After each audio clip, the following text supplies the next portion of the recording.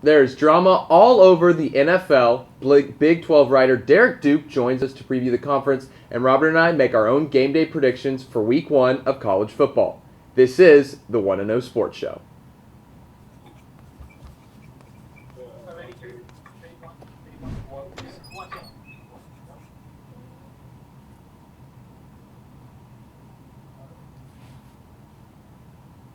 Hello and welcome into the very first episode of the 1-0 Sports Show. I'm your host, Thomas Fitch, joined alongside by my co-host, Robert Trevino. Thanks for joining us this morning.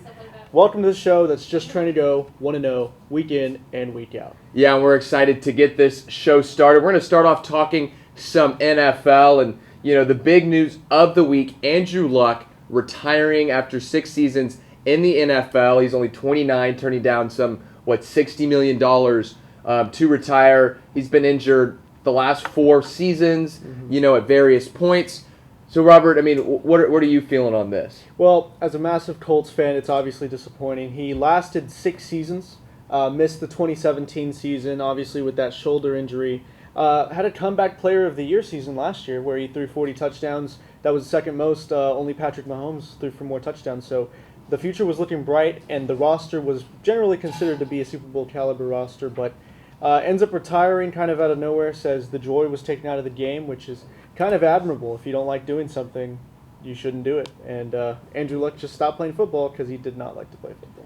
So as a Colts fan, what are, obviously we've seen tons of reactions. He was being booed. Yeah. You see Doug Gottlieb, calling him out for, retiring because he was injured the last 4 seasons. But what's your reaction as a Colts fan? Well, the reaction is, he gave the Colts obviously a big boost. A lot of the stuff in the past few years wouldn't have happened without him. He made $100 million playing football, and he has a son on the way with his wife, Nicole.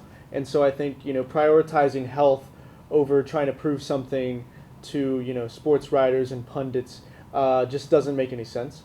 And, I think it does make sense. I think it's more priority. I agree with that, Yeah, and I think everybody that's been calling him out, I think to me it's absurd. If you've ever, 4 years in a row of injuries, 4 years in a row of physical therapy, if you've ever been through that, you know that it just sucks. Yeah. And to do that for 4 years and then try to grind and get back to an NFL level of being in shape for that, taking hits. The Colts finally do have a good O-line, but for the longest time, having to play behind a line where you're just getting, hits game after game after game, I don't blame him. Yeah, I agree. And it's, for people saying it's a selfish move, he gave up $60 million. That's not a selfish move. Yeah. Giving up that's a lot of money to give up. That's a man who, nobody's doubting Andrew Luck is smart. Went to Stanford, obviously one of the brightest guys in the NFL. It's a smart move. He's going to be able to remember his kid's name when he's like 35 or 40. So, for me, and he's sad about it too. It's not like he's like, I'm just going to move on. You saw the emotion. Yeah. He was clearly sad. So I think everybody that's calling him out has just been... Yeah, you have Ryan Grigson, their first GM, provided him with no offensive line. Yeah. And so he got killed. Nobody in the NFL got hit more than Andrew Luck, and so it's good for him that he decided to move on. Obviously, he weighed and considered all the decisions, but there's a certain point when he just decided football and the $60 million just wasn't worth it to him. Right. Yeah. You want to go ahead and read that Andrew Luck tweet? Yeah, I think we had it up earlier. Maybe we had it up earlier, again. But Captain Andrew Luck is known for being an Andrew Luck kind of parody account because Andrew Luck famously does not have Twitter or a cell phone, in fact. He uses flip phone. A flip phone. Big flip phone guy. So Andrew Luck, obviously Captain Andrew Luck, had to weigh in with the end of Andrew Luck's career just seemingly out of nowhere with the tweet. I want to read it out for you. Dearest Mother, the quill has never felt more heavy. I have made the decision to holster my sidearm permanently. I shall battle no more. The decision is difficult, but, as the hogs taught me, I must be true to myself. I am coming home to take care for you and the farm. Andrew. Well read. Yeah, thank you very much. So, shout out to Captain Andrew Luck. Had a little going away tweet there. All right, let's move to our next topic and getting into some of the NFL drama. You talk, guys, Antonio Brown, with his whole helmet conundrum and his frostbite on his feet. That's kind of another issue, but it has both those. Zeke, Melvin Gordon with their contract dispute. So let's talk about, and I'll ask you first, then I'll give my opinions. But who do you think between those guys, Antonio Brown, Zeke, and Melvin Gordon, who do you think is going to start first or will come back first, and who do you think is going to hold out the longest this season? Yeah, well, I think pretty obviously, I think Antonio Brown will probably be there in week 1, and if not, for sure week 2. He looks to be back at practice, and apparently, according to Scott Bair of NBC Sports California, he said he's picking up the offense pretty well. And then, of course, he's on the HBO show, so I think he has a little bit of a mental incentive to play again, just because he doesn't want people to see him on TV just not playing. And so I think he's going to get over the frostbite. But I think what's more interesting is the guy who I think is going to play last is definitely going to be Ezekiel Elliott. Really? I think that Melvin Gordon is kind of rumored to be that he'll be playing week 1. That's what the ESPN Sports beat writer said, that he expects Melvin Gordon to be in the lineup for week 1. So I think Ezekiel Elliott, the stuff that's going on with the Cowboys, with Jerry Jones, I think that has the potential to linger. It could be a situation where he doesn't play all season. Yeah, I agree with you, too. I think Antonio Brown should be able to be back for week 1. I mean, his dispute's much more minor than Zeke and Melvin Gordon with their contracts.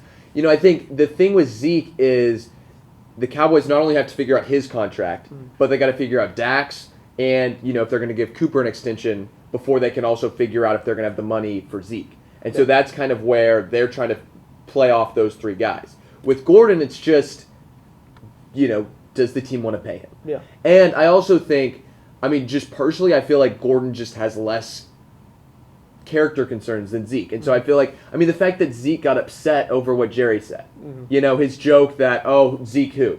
You know, after their backup goes off for a good game. I mean, Jerry was clearly joking, and Zeke took that personally, and I think that is going to cause a rift between him and Jerry Jones, and we'll see if that can ever, you know, be fixed.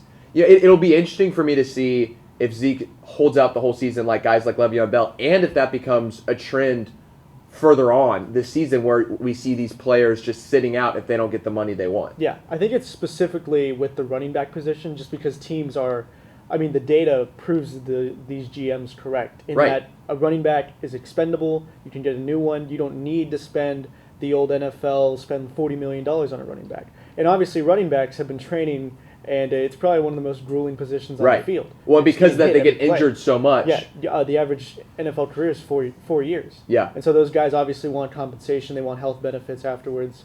And so I think this is going to be a standoff that we see the best running backs have. We've seen only Ezekiel Elliott do it, but that's because he's Zeke.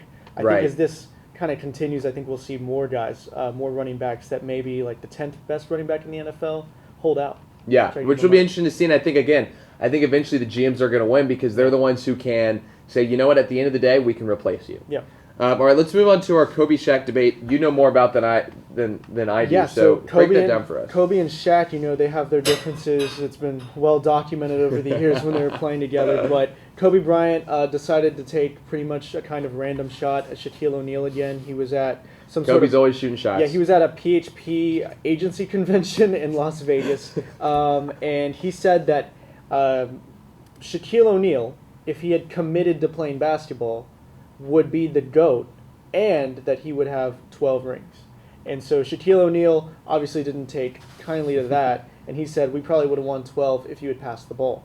But they say it's all love, there's nothing going on there, there's no beef. But it kind of does bring up an interesting question. Would Shaquille O'Neal, if he had trained, would the Lakers and Kobe have had like 12 rings? No. 12 rings is... No, that's would they have won more? It's possible.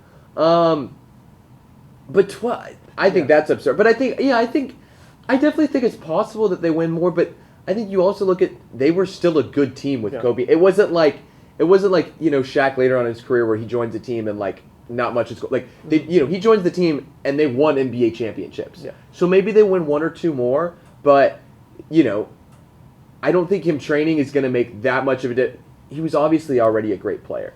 Now, what I will say, I would just love to see this debate, a little one-on-one action, maybe a little big 3 action. Yeah. Get these guys back. I mean, you know, you look at what we saw with Tiger and Phil in the match. You imagine how much money a like one-on-one. Well, I guess that wouldn't really work. Shaq would just be blocking shots. Yeah. But you know, something like that where you just. Maybe less of like a big 3, like a season, because a lot of those guys don't want to commit to having to play a season. But like, you know, just one game where you get a bunch of those guys back. They play each other. You make it pay-per-view or whatever. You just sell a bunch of ads. Yeah, so you have like NBA legends come back and play each other in Yes, their prime. they can And solve their beef. There's obviously a huge incentive to like destroy the person you're going to play against. I mean, Shaquille O'Neal would probably train and try to get on Kobe. You know that. But I think that would actually be a great match to see one-on-one because Kobe could shoot the three and then Shaquille O'Neal would dominate him inside. So we'd see what kind of pays off there. I don't know. I think my take on it was that if Shaq shot better than a 52.7% from the free throw line, they probably would have a few more titles and they wouldn't have gotten the Hack-a-Shaq rap. But I think obviously it was they were going to be about the same success-wise, though. I definitely agree. Let's go to Hero of the Week. Hero of the Week, new segment. Dennis Rodman. So Dennis Rodman, as we all know, is a character.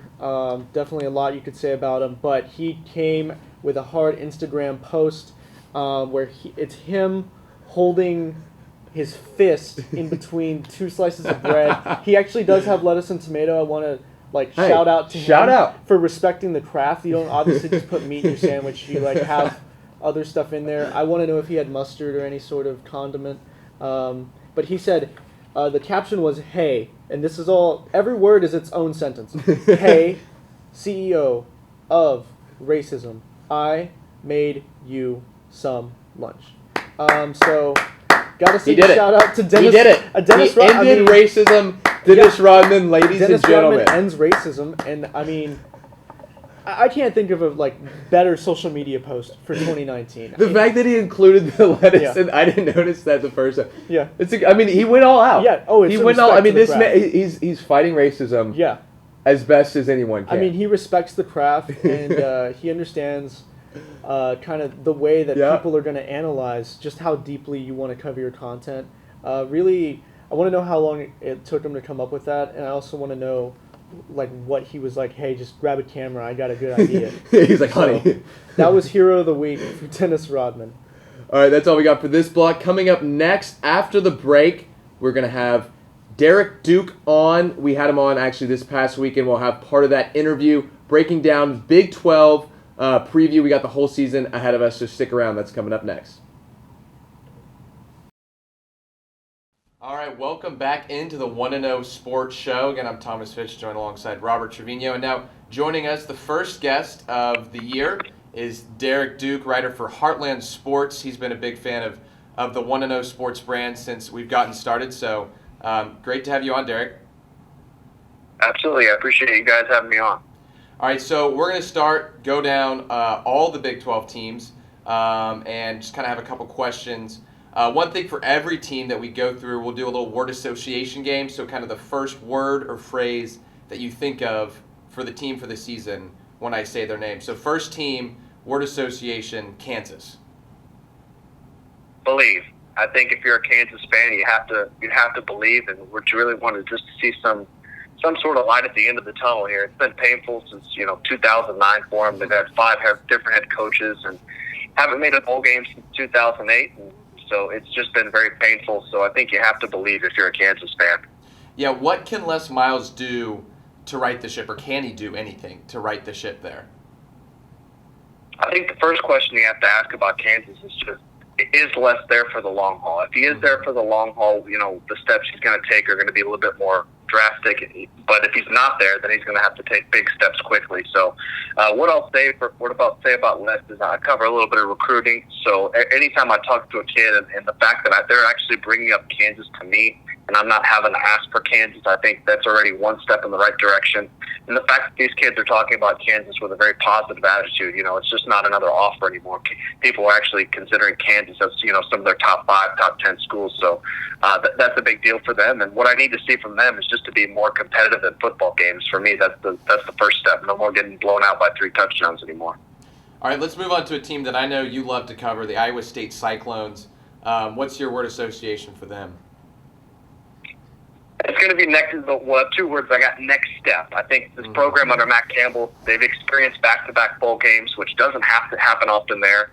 Had back-to-back 8-win seasons for the first time since the late 70s, and for the first time probably since the year 2000, they expect to be at a Big 12 championship game come December, which is big. So Iowa State, finish this sentence. Iowa State will have a good season if. if they can find some playmakers on offense outside of Brock Purdy. They got to replace two all Big 12 players in David Montgomery and Hakeem Butler, who they relied on so much last season. I think they have a stud in running back, freshman running back Breece Hall, but the wide receiver position is still a big issue. Maybe it's Michael Petaway, the Arkansas transfer, can be that guy, or maybe it's a collective effort from the group, but they need somebody to step up. Now, on the other side, Iowa State will have a disappointing season if what? I probably just go opposite. If they can't find those playmakers outside of Brock Purdy, if they can't to get the offense going the next step, their defense is good enough to carry them.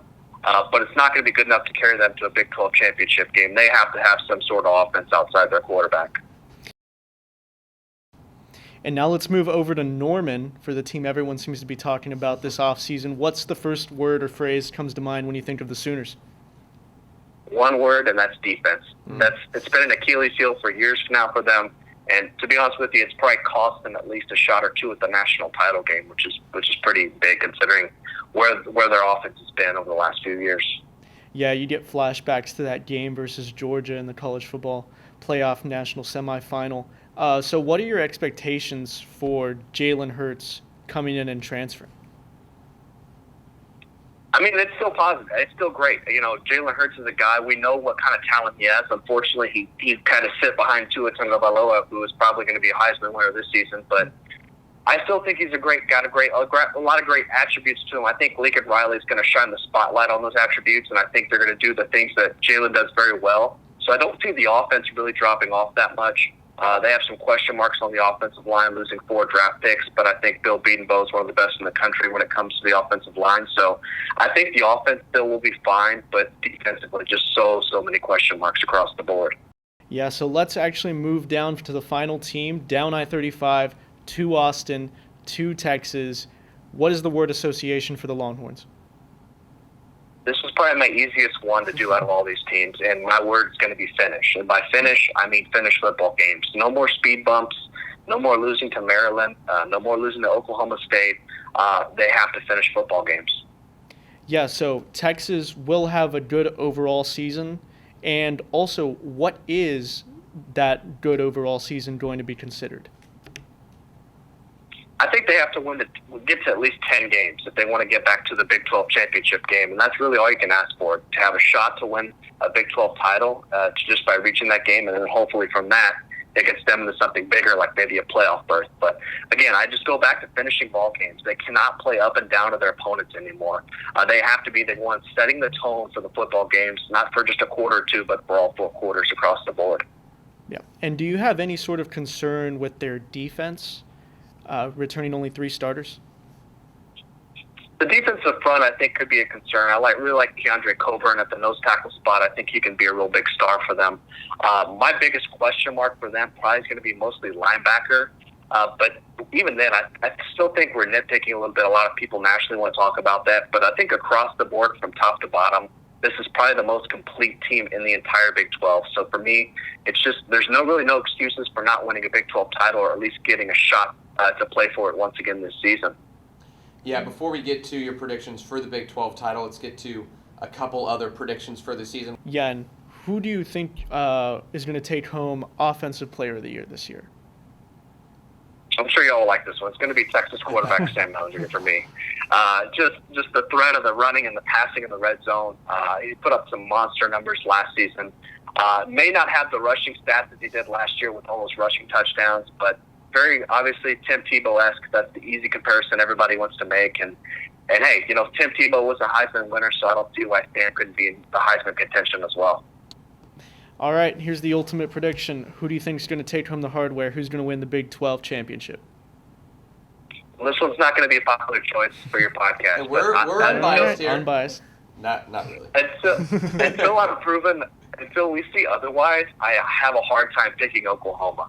Well, I do think Texas is probably the most balanced team across the board from offense to defense out of the entire Big 12. I have to go Oklahoma. I mean, 4 straight Big 12 titles. You have to be just amazed by what they've done under Lincoln Riley. Probably the best offensive mind in the entire country under Lincoln. There's a reason everybody wants a piece of him, or for them to be for them to hire him away from somebody. I know the Cowboys were really interested in possibly taking him away. So were the Browns, but until somebody proves me otherwise, it's got to be Oklahoma. Now, I still think Oklahoma and Texas will have their rematch once again this season. It could go either way. But right now I have to go Oklahoma just because of their schedule and how easy their path is to really get there. All right, well, Derek, thanks for joining us. First guest of the 1-0 Sports Show. When we come back, Robert and I are going to have all of your game day predictions for Week 1 of college football. Welcome back into the 1-0 Sports Show. You can watch the full Derek Duke interview on our YouTube channel. So let's get right in with some college football playoff predictions. We got Week 1. We're going to be updating these every week. But to start off, we have the preseason predictions. Let's start off, Thomas. Who are the 4 teams that you see in the playoff? Yeah, I'm excited to go over this because this is obviously going to be accurate. I'm excited to never have to change this list. I think once we get a full set, we're going to have them up on the board. Mine's never going to change. Okay. Number one and 2 honestly might not change. I got Alabama, Clemson 1 and 2, but I have Alabama number 1, and the reason why is a Nick Saban team with a chip on their shoulder is one of the scariest teams. They're returning a ton of guys. They got Tua Tagovailoa coming back. Jerry Jeudy is an outstanding wide receiver. They got a good defensive group. Alabama number 1, but Clemson number 2 looks good. They beat Georgia Tech big last night. Trevor Lawrence didn't even have a good game. Didn't have to because ETN ran for, over 200 yards. Yeah. So many pieces there. Again, not even to mention how good their defense is. These teams should be 1 and 2 the rest of the season. So then, what it comes down to is 3 and 4. So 3, I have Michigan. I believe in Jim Harbaugh. I also kind of feel like Michigan is the Texas of the Big Ten, and so I've always kind of I'm just wanting them to push through. I want them to beat Ohio State. I'm tired of Ohio State winning. And I think the whole Zach Smith, Tom Herman has just made me hate Ohio State more. So I got Michigan 3. I really do think that Shea Patterson, Jim Harbaugh has been raving about him all off season. They got a good defense. I think this is the team that can finally break through, finally win the Big Ten, and make it to the college football playoff. Number 4, I was debating between a couple teams, but you got to go with the Texas Longhorns. Sam Ehlinger, he's back junior season. You heard Derek Duke breaking it down. The key to Texas is Sam Ehlinger. Obviously, there's questions about defensive starters or losing a bunch of defensive starters. But at the end of the day, if Sam Ehlinger plays well, Texas is going to play well. They just got to get through Oklahoma. So those are my 4. Maybe one outside pick that could come into the mix later. Utah, watch for them, had a good one over BYU. Problem with Utah, no margin for error. Being in the Pac-10, which is or Pac-12 or whatever it is now, they're a marginal Power 5 conference. Yeah. No margin for error, but I do think they're a good team. Yeah. All right, so let's get to my predictions. I share the 1 and 2, but I'm going to switch the spots. I've got Clemson number 1. I think, like we saw last night, Trevor Lawrence doesn't need to go out and have 400 yards every week. Travis Etienne, what's so scary is the fact that he ran for over 200 yards on 12 carries. So he didn't get many touches at all, and he makes that sort of impact. I think Clemson is without a doubt the best team in college football, and I'm accounting for the fact that the ACC is the weakest Power 5 conference besides the Pac-12. Besides the Pac-12. Besides the Pac-12, obviously. And then Alabama, I obviously have to put second. Enough said about Alabama. Ohio State, I actually have in as number 3. So you said you're hoping this is the year Michigan gets through Ohio State. I don't think so. Justin Fields, I think he's going to benefit tremendously. He has a couple great options. J.K. Dobbins, I think he's going to run for 1,000 yards for his 3rd straight year. And he has K.J. Hill, who's going to have a crazy year at wide receiver. So I think that they're going to be able to avoid one of those careless losses that we've seen to Purdue. And then at number 4, I'm sorry once again to disagree with you. I have Oklahoma. And this hurts me. This hurts me too. Fire Robert. Because I also go to UT. But I'm picking Oklahoma here because I think Jalen Hurts is the man. I believe in Jalen Hurts, and like you said, Sam Ehlinger is the key for Texas. Jalen Hurts, quarterback play is the key in the Big 12, and I think OU has that. The defense actually is a little bit better. I know you hear Sooner fans say that every year. This year it's true. OU is a little bit better on the defensive end of the ball, and I think that it's going to be just enough to... I don't think they're going to take a loss this year. And if they do, it would be to Texas. Yeah, and we heard Derek Duke say it earlier on the show, but it's kind of hard to go against Oklahoma, and the same thing goes for Ohio State. Until they lose it, you might as well keep betting on them because there's just nothing stopping those programs. All right, so let's get into our game day predictions probably the most exciting part of the show. So we're going to start off. We'll pick some against the spread, and then we'll go into our actual game day predictions. We're going to start off USC, 13.5-point favorite against Fresno State. I am going back and forth on this one, but I think I'm going to take USC to cover. JT Daniels coming back, Graham Harrell, they bring him in as the offensive coordinator. You know, when UT played JT Daniels last year, true freshman, looked really raw, but obviously has a lot of skills. I got USC covering. Yeah, I'll have the same one. I got USC covering. Graham Harrell, former air raid QB with Mike Leach up at Tech. So the offense is going to be simplified for JT Daniels. I think that's what's going to be the difference maker. I also think after last year's disappointing season, they have a lot to prove. They're definitely going to try to come in and win. Next game, Oklahoma State minus 14. They're favored by 14. Going to Corvallis, playing the Oregon State Beavers. I actually have Oregon State plus 14 in this game just because Oklahoma State still trying to find out a lot at the quarterback position. I mean, I definitely think Oklahoma State wins this game. It's not an upset alert, but I say Oregon State at 14. I'd put my money on that. Yeah, I heavily disagree here, actually. Chuba Hubbard is going to be the lead back for the Cowboys. We've seen what he can do. And the Beavers are 129th, or they finished 129th last year out of 130 FBS teams in rush defense, allowing over 300 rushing yards a game. I think Oklahoma State's just going to run all over them. Definitely could happen. Yeah. We'll see what happens there. Number 24, Nebraska, 36.5-point spread against Southern Alabama. This is a tough one, but it almost feels too easy. Yeah. I feel Nebraska's overhyped, Okay. and 36.5 points is just so. I mean, Yeah. it took Clemson. Clemson barely covered 37.5 last night against Georgia Tech, and they're a far better team. Now, granted, Georgia Tech's a better team than Southern Alabama, but I don't see Nebraska doing it. Yeah. I think they're overhyped, and it's just winning that big is hard because you get to the third quarter, if you're up big, you pull the starters. Yeah. So I'm saying Southern Alabama plus 36.5. Yeah, Scott Frost is going to pull those guys in the third quarter once they're Yeah. up by 28, and then But the thing is like the backups are still going to be better than Right. the Jaguars team. So I don't know. This is why Vegas is Vegas. I'm going to take Southern Alabama to cover actually though. So I don't think Nebraska covers 36.5. Like you said, you just can't cover that many points. All right, Alabama, number 2, 33.5 against Duke. And this goes back to what I was saying earlier. Bama starting off week 1, huge chip on their shoulder. I know Nick Saban's ready to get back on the field. I know all the players who lost the national championship game who are returning ready to get back up on that field. I mean, poor Duke. Yeah. I don't think any team in the nation right now, except for maybe Clemson, wants to face Alabama. They're going to come out mad. They cover 33.5. Yeah, Nick Saban actually seemed pretty angry this offseason, more than usual. More than usual. So, More than usual. Yes. Good luck to Duke, but Alabama's going to cover this, and they're going to cover it big. I think they could win by 40 or more. Up next, Battle of the Nerds. Number 25, Stanford. 6-point favorite against Northwestern. This game in Stanford. And I'm going back and forth on this one, but I think at the end of the day, it's a home game for Stanford. I like David Shaw. I think he's got a good team there. I got Stanford covering -6. Yeah, no, I think the Cardinal lost. I mean, they obviously lost Bryce Love. They also lost big wide receiver J.J. Right. Arcega-Whiteside. I like Hunter Johnson, the transfer QB from Clemson. So I'm going to have to go with Northwestern to take the game, actually, not just the spread. Good pick, good pick. I like that. Much more stats backed up than mine was. Final spread pick. This is our game. Texas 20.5-point favorites against La Tech.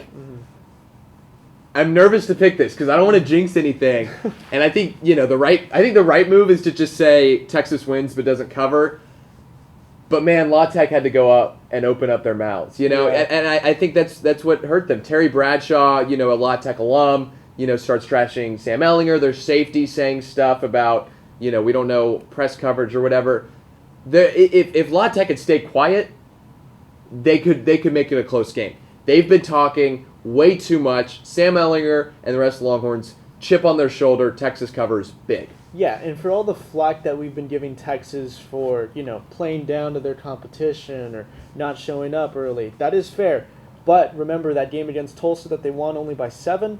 They were up 21-0 at halftime. This year, Sam Ehlinger's not going to let any sort of dramatics happen against Louisiana Tech, so they're definitely going to cover. All right, let's move on to our game day predictions. This is just straight up who wins the game. First game, Battle of the Carolinas. This one's being played at the Panther Stadium, South Carolina and North Carolina. And I got Mac Brown pulling off the upset. in Week 1 light the Tower Blue in Chapel Hill. Yeah, I wonder if any other school ever lights their tower when they win football games. And I wonder if the coach of the Tar Heels maybe coached at that school. Yeah, maybe. I don't know. But it's really a unique tradition that the Tar Heels have had for ages, and I'm glad that they're continuing it. Anyway, I think the Gamecock defense is going to be too much, especially at a neutral site. I believe in the SEC. Call me Paul Feinbaum, too. But I'm back. Boo! I think Fire that Robert. Sam Howell at QB is just going to be too much for the Tar Heels to handle. I got South Carolina. All right, next game, Boise at Florida State. You mentioned watch out for weather cancellation. Yeah. With the hurricane coming in. This is a tough one for me because, Florida State obviously struggled last year in Willie Taggart's first year. They're trying to rebuild, but I just think Boise State's too good. Yeah. They got so many returners coming back. I think Boise State wins this, takes the road upset. Yeah, I would have agreed with you, but they moved the game to Tallahassee yesterday, and so I think that's just going to give Florida State just this weird advantage. I think that's kind of odd. So this hurricane that potentially may happen, that potentially may hit landfall this weekend, kind of saved Florida State. So shout out to the weather for helping the Seminoles out. If they win. When they win. Because I picked Florida State. Not so fast. That might be a trademark. I don't know. Let's go to a rivalry game. Colorado State. They're playing this at Sports Authority Field. As tempted as I am, I think it would be fun to see Colorado State. And I think they've won a couple of times in the past couple of years. But you got to go with Colorado. They're bringing back senior quarterback Steven Montez. Nothing else to say. Colorado wins. Yeah, he had 400 yards and 4 TDs last year against the Rams, and they destroyed them. The Buffaloes have something to prove. They ended last season on a 7-game losing streak, so I definitely think they're going to come in and definitely try to torch their in-state rival. All right, this game's going to be on Sunday. Mm-hmm. Houston at number 4, Oklahoma. And as much as I want to say that the Cougars are going to pull off the upset, they're not going to pull off the. I know Derek King. Very talented, and I think Houston will give a fight for maybe 3 quarters. But at the end of the day, this is an OU team that they lose Kyler Murray, they lose Marquise Brown, but they still have CeeDee Lamb. They bring in Jalen Hurts. Their defense, you mentioned it earlier, improved, not great, but improved. I think Oklahoma goes off in the fourth quarter and wins big. Yeah, I'm definitely not going to pick my number 4 in my ranking prediction to lose Week 1 to Houston. But I think that because OU just has too much to lose, and I think that Jalen Hurts is going to come in. The defense is better. I think they definitely handle the Cougars. All right, and our last game, this is the big one, our headgear that we don't have. Yeah. Headgear prediction, number 11 Auburn. At number 16, number 11 Oregon at number 16 Auburn, playing this at AT&T Stadium. Should be a great game. And I'm going to have to go with, ready for this? Oregon Ducks. You almost hit him with the War Almost hit him with that. Almost hit him with that. I think Justin Herbert's going to be too much. And I think this is a huge game for the Pac-12, trying to show that they can still compete with the most premier conferences in the league. Yeah, and I don't think they can. I don't respect the Pac-12. I gotta say that. I think the true freshman Bo Nix for Auburn is going to be an Auburn legend when it's all said and done. Auburn is also stacked on the defensive end. We also got to say 3 letters that I will remind you over the course of the season. S-E-C. It just means more. And I think they're going to limit Herbert enough. I think Nix is going to put enough points on the board, even as a true freshman quarterback, for Auburn to get it done. Robert, I think you've picked all the SEC teams. Yeah. You're just in love with the SEC. I don't know if I can keep doing that. Yeah, this is literally just the Paul Feinbaum show and Thomas Fitch. Paul Feinbaum here. Wow. Anyways, that's all we have for this week. Make sure you tune in next week. We'll have a lot of the same stuff, all our game day predictions, all the exciting action. And make sure you check out our sister shows, College Press Box, Monday nights at 9, College Crossfire, Wednesday nights at 9:30. And for Robert Trevino, Thomas Fitch, and all of us in Studio Master Control, have a good morning.